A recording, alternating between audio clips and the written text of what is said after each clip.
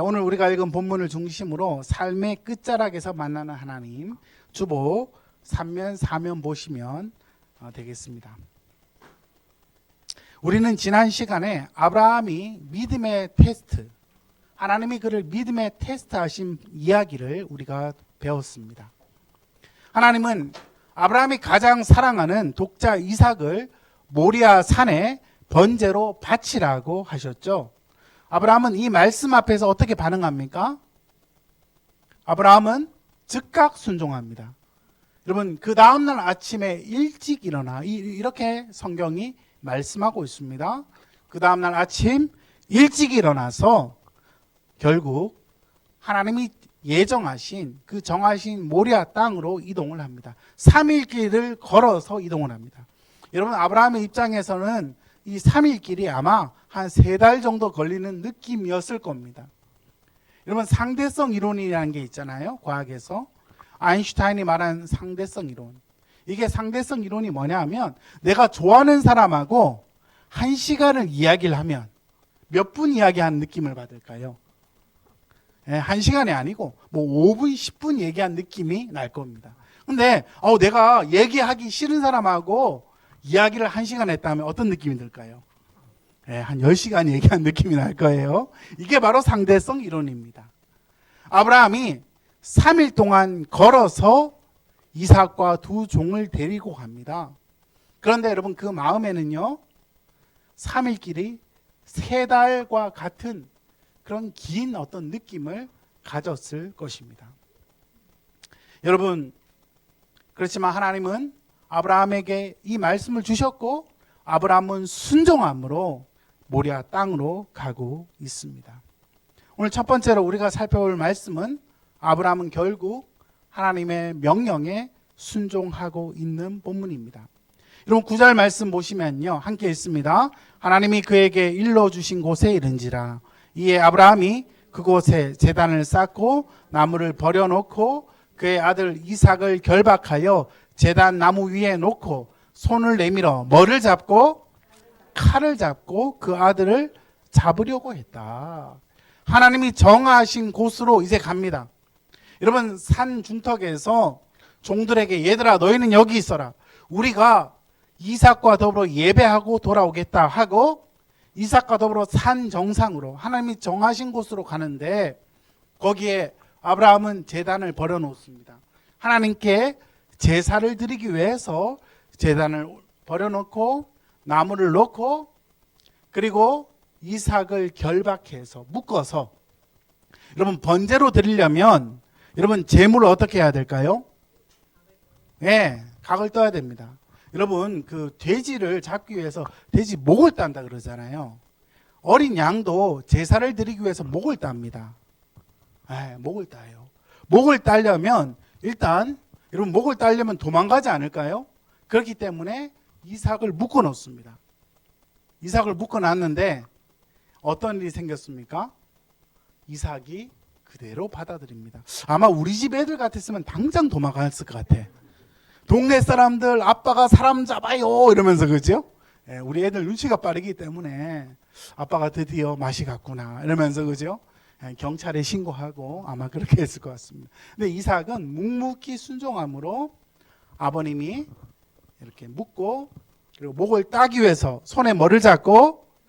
칼을 잡고, 이제 이삭의 목을 따는 순간에 여러분, 하늘로부터 음성이 들립니다. 여러분, 11절 말씀 주보에 나오죠.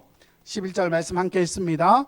여호와의 사자가 하늘에서부터 그를 불러 이르시되 아브라함아 아브라함아 하시는지라. 아브라함이 이르되 내가 여기 있나이다 하매, 사자가 이르시되 그 아이에게 내 손을 대지 말라. 그에게 아무 일도 하지 말라. 네가 내 아들 내 독자까지도 내게 아끼지 아니하였으니 내가 이제야 네가 하나님을 경외하는 줄을 아노라. 여러분, 괄호 안에 뭘 씁니까? 경외. 전사님 그 온풍기 좀 꺼도 되겠어요? 곽 전사님 그 온풍기 좀 꺼주세요. 네.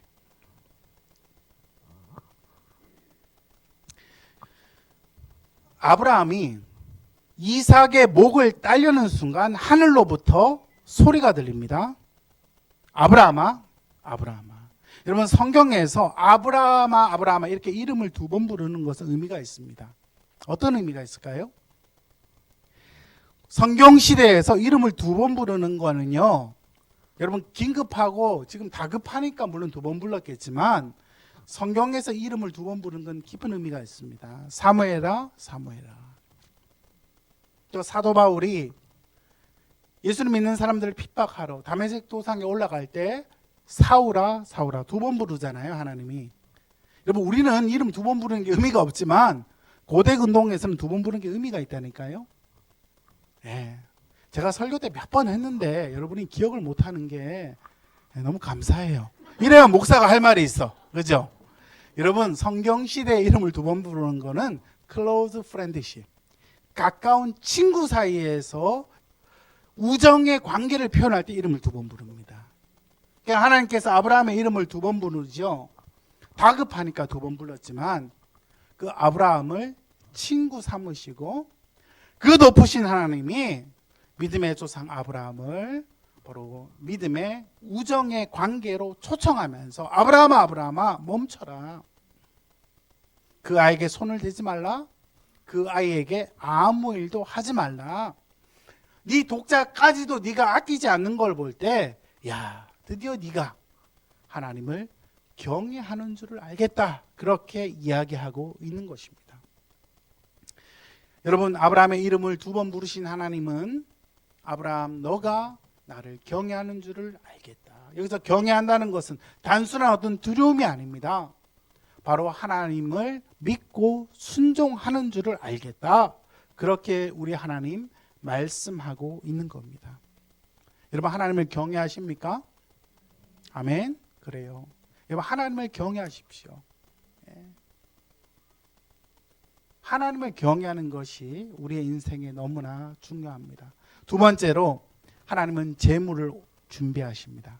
여러분 13절 말씀 함께 있습니다. 아브라함이 눈을 들어 살펴본즉 한 순양이 뒤에 있는데 뿔이 수풀에 걸려 있는지라. 아브라함이 가서 그 순양을 가져다가 아들을 대신하여 번제로 드렸더라. 아멘. 하나님께서 아브라함에게 아브라함아 멈춰라. 그 아이에게 손을 대지 말라 말씀하시고 하나님께서 번제로 드릴 수 있는 한 제물을 준비하셨는데 그 제물의 이름이 뭡니까? 순양. 바로 어린 양을 우리 하나님이 준비해 주신 겁니다. 여러분 결국 이 순양이 대신해서 번제로 제물로 드려짐으로 말미암아 이삭은 죽음을 경험하지 않고 살 수 있게 되었고 바로 이삭을 대신해서 하나님께 온전한 제물로 예배하게 된 겁니다. 여러분 하나님께서 이 순양을 준비하심으로 이 가정의 진정한 예배가 이루어지게 하셨죠. 이스라엘 민족이 출애굽할 당시에 하나님께서 어린 양의 피를 문인방과 문설주에 발라라. 죽음의 사자가 지나갈 때 그 어린 양의 피를 보는 순간 넘어가리라. 그럼 넘어간다는 말이 패스오버입니다. 패스오버. 유월, 넘을 유, 넘을 월. 바로 어린 양의 피가 이스라엘을 구원하죠. 오늘 순양의 피가 이 아브라함의 가정과 이삭을 구원한 것처럼 하나님은 그러한 은혜를 허락해 주신 겁니다. 여러분 우리의 삶의 끝자락에서 하나님은 복음을 발견하게 합니다. 여러분 우리가 인생을 살아가면서 우리의 인생에도 삶의 끝자락을 경험할 때가 있습니다. 그렇죠? 네. 우리의 한계를 볼 때도 있고요. 우리의 연약함을 발견할 때도 있습니다. 우리의 무기력과 한계를 볼 때도 있습니다. 때로 절망하기도 하고 답답할 때가 있습니다. 감당하기 힘든 두려움에 쌓일 때도 있죠. 그렇지만 어린 양 대신 우리 구주 예수님 그 사랑으로 삶의 끝에서 하나님은 새 일을 이루어 주시는 겁니다. 여러분 아브라함의 인생에서 이삭은 전부였습니다. 그렇죠? 하나님의 부름을 받아서 25년 동안 이 이삭은요 오랜 염원이었고 오랜 수건이었습니다. 기다리고 기다린 아들 아닙니까? 그런데 그 아들을 바쳐라. 여러분, 그것은요, 너무나 충격적인 사건이었습니다. 여러분 잘 아시듯이 제 인생에도 찾아온 이 육신의 질병, 저는 더 이상 목회를 못할 수도 있겠다는 생각을 한 적이 있습니다. 저는 목사로 부름받아 신학을 한 10년 공부했고, 또 부목사로 한 20년 사역을 했고, 어떻게 보면 목사로 부름받아서 한 30년을 준비한 인생의 여정 속에서 가장 중요한 순간이었는데, 그 순간에 제 인생 가운데 육신의 질병이 왔을 때, 나는 목회를 못하는구나, 못할 수도 있겠다. 그 삶의 벼랑 끝에서 제가 선 적이 있었죠. 근데 여러분, 하나님은요, 우리의 인생 가운데 삶의 끝자리에 우리를 서게 하셨다면 하나님은 그냥 우리를 두지 아니하십니다. 왜냐하면 하나님이 우리의 인생의 목자가 되시기 때문입니다. 아멘. 그래요. 우리가 인생을 살아가면서 우리도 인생의 삶의 끝에 설 때에 하나님은 끝에서 새로운 일을 행하시는데, 우리의 삶의 끝에서 바로 복음을 경험하게 하시는 겁니다. 여러분들이 예배 시간에 이렇게 교양 있게 앉아 있지만 한 분 한 분 간증을 들어보고 신방을 해보면요, 눈물 없이 예수 믿은 사람 없습니다. 그렇죠? 예. 다 하나님께 나오기까지는 삶의 끝자리에 서 보신 분들이죠. 어떻게 보면 인생의 이 끝자리 속에서 절망의 자리, 두려움의 자리, 아무것도 할 수 없는 자리, 아브라함의 입장에서는 이 이삭을 드린다면 마치 자신의 희망과 소망뿐만 아니라 자신의 목숨까지도 드리는 것과 같은, 자기 인생의 모든 의미를 내려놓는 순간이 바로 이 순간 아니었겠습니까? 그렇지만 여러분, 하나님이 그 자리까지 순종하게 하신다면, 여러분, 복음은요, 그 인생의 끝자리에서 또 새 일을 행하시는 하나님을 경험하는 것이 바로 복음의 능력임을 믿으시기를 주의 이름으로 축원합니다. 여러분, 마태복음 10장 39절에 이런 말씀이 있습니다. 함께 있습니다. 자기 목숨을 얻는 자는 잃을 것이요, 나를 위하여 자기 목숨을 잃는 자는 얻으리라. 여러분, 신앙은 역설입니다. 모순과도 같습니다. 내 목숨을 얻으려고 하는 자는 어떻게 된다? 잃습니다. 여러분, 우리의 목숨을 얻으려고 하는 자는 잃을 것이고, 주님을 위하여 내 목숨을 잃는 자는 어떻게 된다? 얻을 것이다. 이것이 바로 신앙의 역설입니다. 여러분, 이삭을 드리면 아브라함의 인생이 끝이 나는 것 같아요. 그죠? 그렇지만 하나님은 그 삶의 끝자리에서 새 일을 행하시는 거죠. 아브라함은 약속의 하나님보다 하나님의 약속을 우상처럼 생각했을 수도 있습니다. 그렇지만 여러분, 모든 것을 내려놓는 그 순간, 따라합시다. 약속보다 하나님, 축복보다 하나님. 그래요. 한 번 더 할까요? 약속보다 하나님, 축복보다 하나님. 여러분, 여러분의 인생 가운데 여러분이 지금 끝자리에 서 있다고 생각하십니까? 벼랑 끝에 서 있다고 생각하십니까?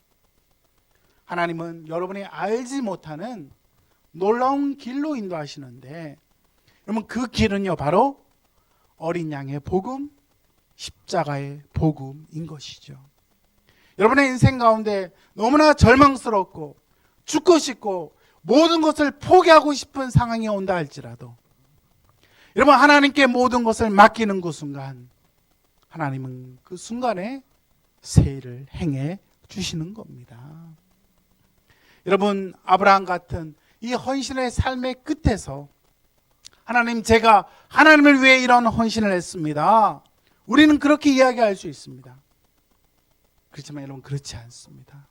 내가 주를 위하여, 주의 교회를 위하여, 하나님의 나라를 위하여 어떤 헌신을 했다 할지라도 주님은 그 자리에서 진정한 헌신, 우리를 위하여 헌신하신 어린 양의 복음을 만나게 하신다는 겁니다. 여러분, 벼랑 끝에 서 있다 할지라도 낙심하지 마시기를 바랍니다. 포기하지 마시기를 바랍니다. 여러분, 그때가 어린 양의 복음, 십자가의 복음을 만날 때임을 우리가 잊지 말아야 할 것입니다. 하나님은 여호와 이레 하나님으로 찾아오셨습니다. 여러분, 14절 말씀, 아브라함이 그 땅의 이름을 여호와 이레라 하였다. 오늘까지 사람들이 이르기를 여호와의 산에서 준비되리라. 여러분, 여호와 이레의 뜻이 무슨 뜻입니까? 여호와께서 준비하신다. 한번 따라합시다. 여호와께서 준비하신다. 생각하지도 못한, 상상하지도 못한 방식으로 하나님은 새해를 열어 가십니다. 실패의 자리에서, 그렇죠? 우리는 흔히 하나님의 복을 받았다 하면 성공하고 돈 잘 벌고 잘 되는 게 복이라고 생각하지만 그게 아닐 수도 있습니다. 전혀 다른 방식으로 하나님은 역사하시는데, 그 다른 방식으로 역사하시는 그 삶의 끝자리에서 우리는 여호와께서 우리를 위하여 준비하시는 여호와 이레 하나님을 만나게 되는 겁니다. 하나님은 상상하지도 못한 방식으로, 생각하지도 못한 방식으로 찾아와 주셨습니다. 여러분, 우리 교회가 예배당을 한동안 구할 때, 여러분, 교회당 난다고 교회당 세를 좀 내주십시오, 이렇게 오퍼를 하면요, 믿지 않는 분들은 다 거절합니다. 저도 해운대 여러 지역에 예배당 장소를 기도하며 오퍼하고 찾고 했는데 다 거절하더라고요. 다 거절했는데요, 그날 아내와 더불어 이 동네를 이렇게 커피 한 잔 뽑아서, 그래도 우리가 아브라함처럼 동서남북으로 믿음으로 걸어보자 해서 커피 한 잔 해서 여기를 다 걷는데, 이 빌딩의 이름이 무슨 빌딩? 이레 빌딩이더라고요. 이레 빌딩. 신기하다. 이레 빌딩이네. 그리고 나서 그냥 차 마시고 집에 갔어요. 근데 하나님께서 이 건물에, 여호와 이레 하나님께서 우리를 위하여 이 장소를 예배하셔서, 아멘, 우리가 이렇게 인테리어도 하고 성전도 짓고 이렇게 주님 앞에 예배하게 된 겁니다. 여러분, 하나님의 계획은 우리의 뜻과 늘 다릅니다. 그렇죠? 나는 이렇게 했으면 좋겠다 하는데 하나님은 우리가 전혀 생각하지 않은 방식으로 더 크고 비밀한 것들을 예비하고 있습니다. 그래서 여러분, 믿음으로 하나님 앞에 순종의 자리에 가는 그 순간, 이것까지도 드리면 내가 죽을 것 같은데, 이것까지 하나님이 가져가시면 나는 망할 것 같은데, 여러분, 그렇지 않습니다. 하나님이 말씀하셔서 순종한다면요, 그 삶의 끝자리에서 여호와 이레 하나님을 여러분은 만나게 될 것입니다. 여러분, 하나님은요, 아브라함 가정에 여호와 이레 하나님으로 찾아와 주신 겁니다. 모든 것을 예비하신 우리 하나님, 죄인들을 대신하시는 어린 양, 여러분, 우리를 위한 여호와 이레 하나님의 가장 큰 선물은 바로 예수 그리스도죠. 예수님이 우리에게 최고의 선물입니다. 우리 한국교회는 그동안 예수 믿으면 잘 된다, 기복신앙을 가르쳤습니다. 물론 예수 믿으면 잘 됩니다. 그런데 세상 사람들이 기대하고는 하는 거랑 다른 겁니다. 여러분, 예수 믿어도 아플 수 있습니까, 없습니까? 있습니다. 예수 믿어도 사업 망할 수 있습니까, 없습니까? 있습니다. 예수 믿어도 교통사고 날 수 있습니까, 없습니까? 안 나기를 바랍니다. 안 나기를 바라면 있을 수 있습니다. 근데 중요한 거는 어떤 현실이 되든지 우리가 그 삶의 끝자리에서 우리가 하나님을 신뢰하는가, 하나님은 그 믿음을 보고 계시는 겁니다. 여러분, 세 번째로 아브라함에게 하나님은 약속을 확인하십니다. 아브라함의 헌신을 기쁘게 받으신 우리 하나님은 그 약속을 확인하시는데 16절 말씀, 나를 가리켜 맹세한다. 첫 번째 약속은 무엇입니까? 후손이 크게 번성하게 될 것이다. 여러분, 17절 말씀 보시면 내가 내게 큰 복을 주겠다.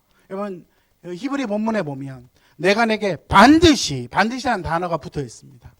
반드시 큰 복을 주겠다. 내 씨가 반드시 크게 번성하게 될 것이다. 할렐루야. 네.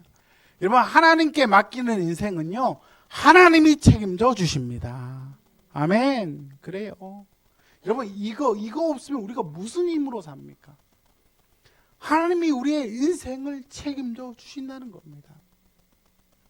여러분, 우리의 후손은 어떻게 됩니까? 하늘의 별처럼, 땅의 모래처럼 많게 하겠다. 하나님은 아브라함의 후손을 통해 하늘의 별처럼, 땅의 모래처럼 많게 하겠다. 오늘날 저출산의 시대인데 하나님께서 우리 교회는 큰 복을 주셔서 다산의 은혜가 있기를 주의 이름으로 축원합니다. 아멘. 여러분, 전도 못하면 애라도 많이 낳아야 돼. 이 시대가 지금 여러분 0.7% 나라가 지금 망하게 생겼어요.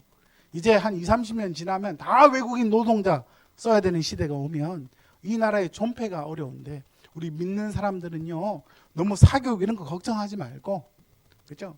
내 씨가 크게 번성해서 하늘의 별처럼 땅의 모래처럼 많게 하겠다 했는데, 여러분, 이 말씀의 은혜를 받고 우리 교회는요, 믿음의 후손을 많이 낳는 그런 교회가 되기를 축복합니다. 우리 가정에도 아이가 3명이잖아요. 전도를 못하니까 애라도 셋을 낳았습니다. 근데 목사님들 어느 모임에 갔는데 이제 돌아가면서 자기 교회가 어딘지, 그 애가 몇 명인지 이렇게 소개를 했는데, 어떤 목사님 애기가 1명입니다. 그러니까 예, 이랬어요. 어떤 목사님 애가 3입니다. 그러니까 우와, 이랬어요. 근데 친례교 목사님들이 다 애가 4인 거예요. 그래서 우리 장로교 목사들이 다 눌려가지고 친례교한테 밀렸어. 근데 장로교 목사님 한 분이 우리 가정이 4입니다. 그러니까 장로교 목사님들이 막 박수를 치고 난리가 났습니다. 네. 별로 뭐 본질적인 얘기는 아니지만, 여러분, 아이를 낳는 것도요, 믿음으로 낳는 겁니다. 네. 요즘 많은 그 부부들이 노년을 생각해서 애를 안 낳는다 그래요. 물론 애를 키우는 게 쉽지는 않습니다. 그렇지만 하나님이 주신다면 낳아서 믿음의 후손을 통하여 하나님의 나라가 확장되는 일에 쓰임받는 우리 모두가 되기를 축원합니다. 두 번째로, 대적의 성문을 차지할 것이다. 대적의 성문. 내 씨가 그 대적, 마귀의 성문을 차지할 거라고 말합니다. 여러분, 내 씨는 아브라함의 후손입니다. 그 대적의 성문, 고대 사회에서 대적의 성문을 차지한다는 것은 그 대적과 전쟁에서 이겨서 가장 중요한 요충지를 확보한다는 뜻입니다. 여러분, 창세기 3장 15절은 원시 복음인데요, 우리 한 목소리로 읽습니다. 내가 너로 여자와 원수가 되게 하고 내 후손도 여자의 후손과 원수가 되게 하리니 여자의 후손은 내 머리를 상하게 할 것이고 너는 그의 발꿈치를 상하게 할 것이라. 아멘. 여러분, 에덴에서 시작된 하나님의 나라와 사탄의 나라의 싸움이 있습니다. 여러분, 하나님의 나라와 무슨 나라의 싸움? 사탄의 나라. 이 세상의 사람들이 다 악한 건 아닙니다. 세상 사람들에게도 하나님이 일반 은혜를 주셔서 믿지 않는 자들에게도 비를 주시고 해를 주시겠다. 근데 여러분, 중요한 건요, 이 땅에는 하나님의 나라와 사탄의 나라의 싸움이 있습니다. 근데 아브라함에게 주신 약속은 내 씨가, 내 후손이 그 사탄의 나라의 성문을 차지할 것이다. 특별히 우리 구주 예수님, 여자의 후손은 예수 그리스도시죠. 예수님이 사탄의 후손과 원수가 되게 할 것인데, 우리 주님이 그 사탄의 머리를 뭐하게 한다? 상하게 한다. 그리고 그의 발꿈치를 상하게 한다. 너는 그의 발꿈치를 상하게 할 것이다 말씀하고 있습니다. 여러분, 하나님의 나라와 사탄의 나라의 싸움이 있습니다. 원시 복음이 아브라함의 가정을 통해서도 이루어지고요, 그리고 우리 구주 예수님이 이 땅에 오셔서 우리의 죄를 대신하여 십자가에 피 흘려 죽으신 것은 흑암의 권세에 있는 우리를 빛의 아들의 나라로 옮기시기 위함인 것입니다. 아멘. 아멘.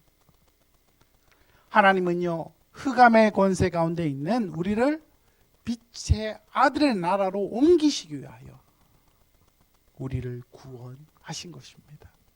여러분 옆에 계신 분들에게 한번 인사하면 참 좋겠어요. 예, 당신은 흑암의 나라가 아니라 빛의 아들의 나라의 주인공이 되었습니다. 한번 인사하겠습니다.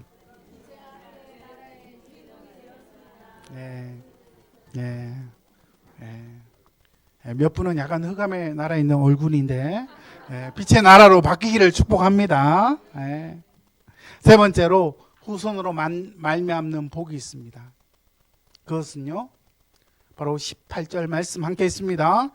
또 내 씨로 말미암아, 그래서 씨라고 쓰면 됩니다. 씨로 말미암아 천하 만민이 뭐를 받는다? 복을 받으리니 이는 네가 나의 말을 준행하였습니다. 여기서 내 씨는 궁극적으로 여러분 아브라함의 후손을 가리키지만 궁극적으로 누구를 가리킬까요? 예수 그리스도. 아멘. 여러분 구약을 읽어도 누구를 봐야 됩니까? 예수님 봐야 됩니다.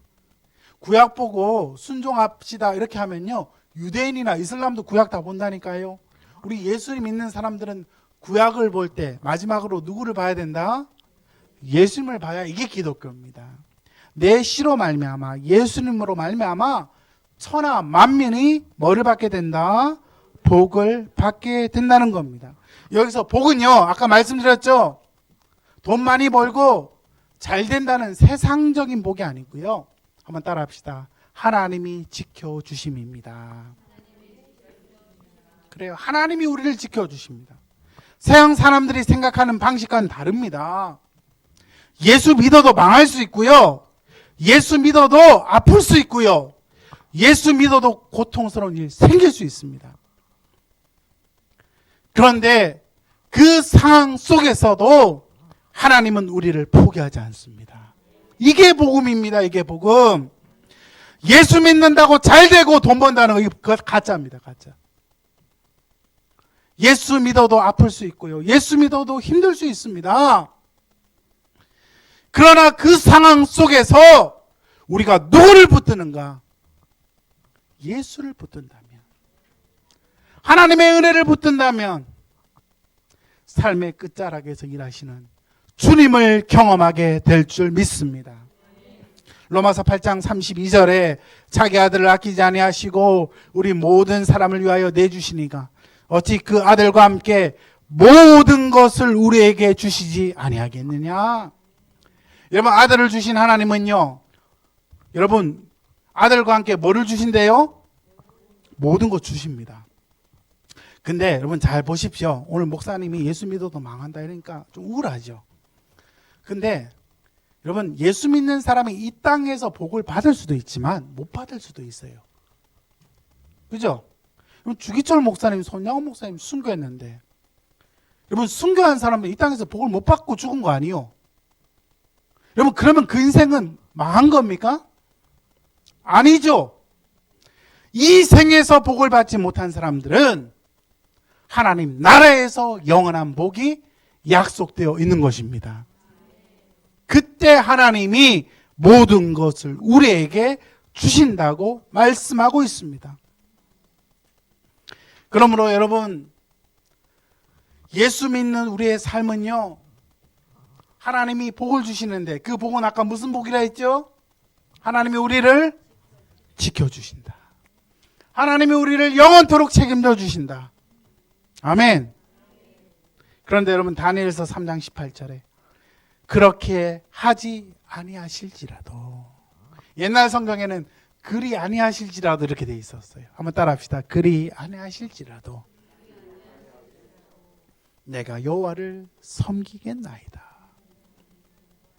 예. 여러분 그게 믿음입니다. 아멘. 그리 아니하실지라도 내가 여호와를 섬기고 그리 아니하실지라도 예수의 십자가 복음을 붙들고 그리 아니하실지라도 주를 끝까지 따르면 삶의 끝자리에서 누가 일하신다? 여호와 일의 하나님이 새 일을 행해 주시는 것입니다. 삶의 끝자리에서 행하시는 하나님, 우리를 죽기까지 사랑하시고 우리를 절대로 포기하지 아니하시는 하나님, 여러분 그 사랑 가운데 믿음으로 승리하는 주의 백성 되기를 주의 이름으로 축원합니다. 오늘 주신 말씀